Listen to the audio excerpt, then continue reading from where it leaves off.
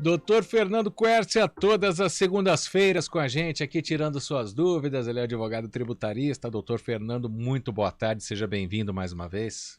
Boa tarde, Marco. Boa tarde aos amigos da CBN. Um grande prazer estar com vocês novamente. E hoje um tema espinhoso e polêmico, hein? Bota polêmica nisso. Tem STF envolvido no meio, tem, né, a decisão contra, a gente pode dizer, né, os empresários que fizeram, né, aquelas medidas cautelares. Empresários que falaram, olha, poderia ter um golpe militar. Até que ponto isso é juridicamente válido? Até quando é liberdade de expressão? Até quando tem se passa de algum limite? Marco, realmente esse é um assunto bem espinhoso e é um assunto que eu acho que assim, ele tem que ser abordado de duas formas, né? De uma forma, a primeira forma é aquela forma que a gente está vendo aí no dia a dia, que é a abordagem política, os contra, os a favores, mas aquela abordagem política.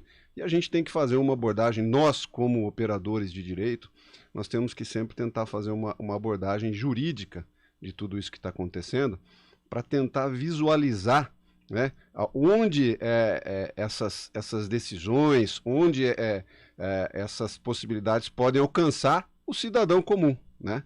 Então assim, hoje nós temos essa investigação, né, que é feita a esses empresários por conta desses textos de WhatsApp que vieram a público, né?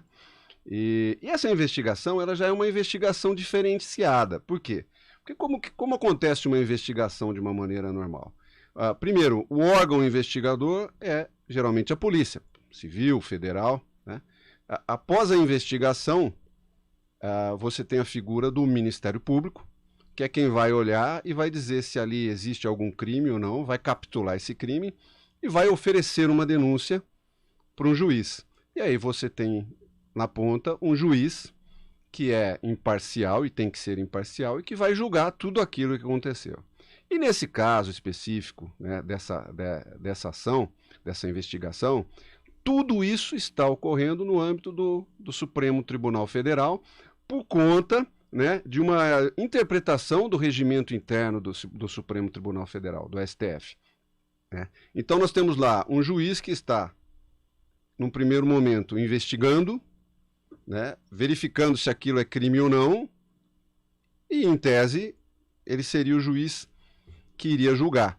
Por que em tese? Porque também nesse caso específico dos empresários, nós temos que levar em conta que nenhum deles tem cargo público. Então, quem seria o juiz natural para cuidar de um eventual processo contra esses empresários? Seria um juiz do Supremo Tribunal Federal ou seria um juiz de primeira instância?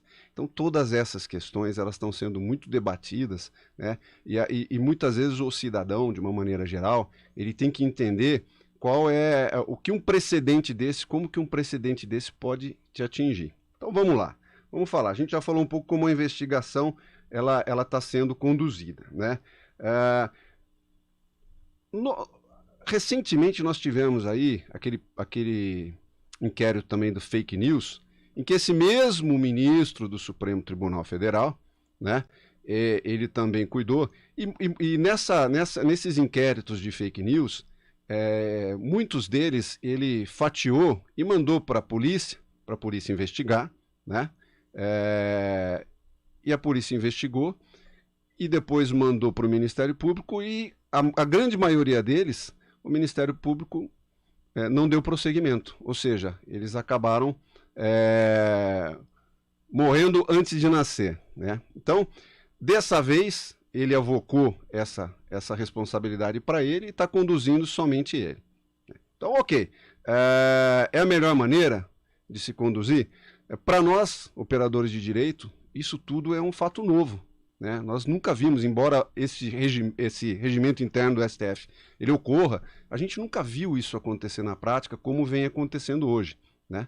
E isso acho que acaba ferindo muito essa harmonização que deveria existir entre os poderes, né? Entre o poder judiciário, o poder legislativo e o poder executivo, né? A gente vê uma guerra se formando aí, isso não é salutar. Mas eu acho que uma coisa que interessa muito nesse contexto é aquilo que você citou, são as medidas cautelares que foram proferidas contra os empresários, né? Eu estava até discutindo isso alguns dias atrás com alguns operadores de direito, inclusive um desembargador aposentado, e uma dessas pessoas questionou o seguinte: como que nós vamos investigar se nós não pudermos tomar algumas medidas cautelares? Então, nesse momento, eu coloquei a seguinte questão: algumas medidas cautelares numa investigação, elas são cabíveis. Uma busca e apreensão, uma apreensão de um celular, uma apreensão de um computador, para você verificar se ali existe algum tipo de crime sendo praticado, ok. Agora, bloqueio de conta num primeiro momento desse, não me parece que seja uma medida cautelar. Quando você bloqueia, só quem já teve a conta bloqueada sabe o que isso causa na vida da pessoa. Então, você bloquear a conta de um empresário sem que não haja nenhum crime acontecendo, nenhum indício claro de que um crime está acontecendo, isso me parece que não é uma medida para se investigar. Parece mais uma medida para você coagir, uma medida para você até punir antecipadamente alguma pessoa por um ato que ela possa ou não ter cometido. Deixa eu tentar colocar uma outra situação, já que o senhor citou o inquérito das fake news, né? Fake news, se a gente pegar o histórico, elas são feitas para serem espalhadas. Sim. Se, por exemplo, alguém falar o Marco Guarizo matou uma pessoa e começa a espalhar isso. Isso vai trazer prejuízos, né, à pessoa que foi citada. Perdão pelo barulho aí. No caso, por exemplo, de se defender uma intervenção, aí é uma opinião pessoal. Isso não aconteceu, né? E não me parece naquele momento, isso é uma interpretação minha que não sou advogado, não me parece uma intenção de se agir dessa maneira e sim uma opinião. Tem diferenças também nesses casos? Não, eu acho que tem toda a diferença. Vamos imaginar o seguinte: nós estamos falando de conversas de WhatsApp, opiniões que foram emitidas dentro de um grupo de WhatsApp falando sobre um assunto, né? Então você veja bem, e quando eu falo que o cidadão comum, muitas vezes, hoje como a gente está vivendo essa questão política muito acirrada, muitas vezes um fala, não, isso foi bem feito porque foi contra fulano, ou isso foi mal feito porque foi contra fulano, né? Mas o cidadão ele tem que entender que o precedente pode vir a alcançá-lo. Você imagina a seguinte situação: você aí que está nos ouvindo em casa, você manda um WhatsApp para um amigo seu dizendo o seguinte, ou num grupo de amigos, e diz o seguinte: eu não aguento mais pagar imposto. Por qualquer razão, essa conversa vem a público, ou seja, chega a um conhecimento de um juiz, e o juiz ele vai bloquear a sua conta corrente. Por quê? Porque ele entende que você pode vir a não pagar os seus impostos e por isso ele já está bloqueando a sua conta corrente. Pré-julgamento.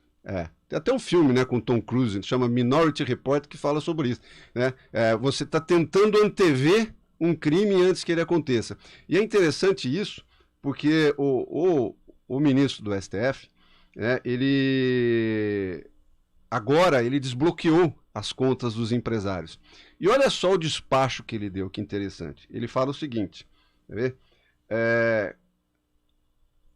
Não configura-se mais necessária, porque passou a data de 7 de setembro, a manutenção do bloqueio dos ativos financeiros das pessoas nominadas.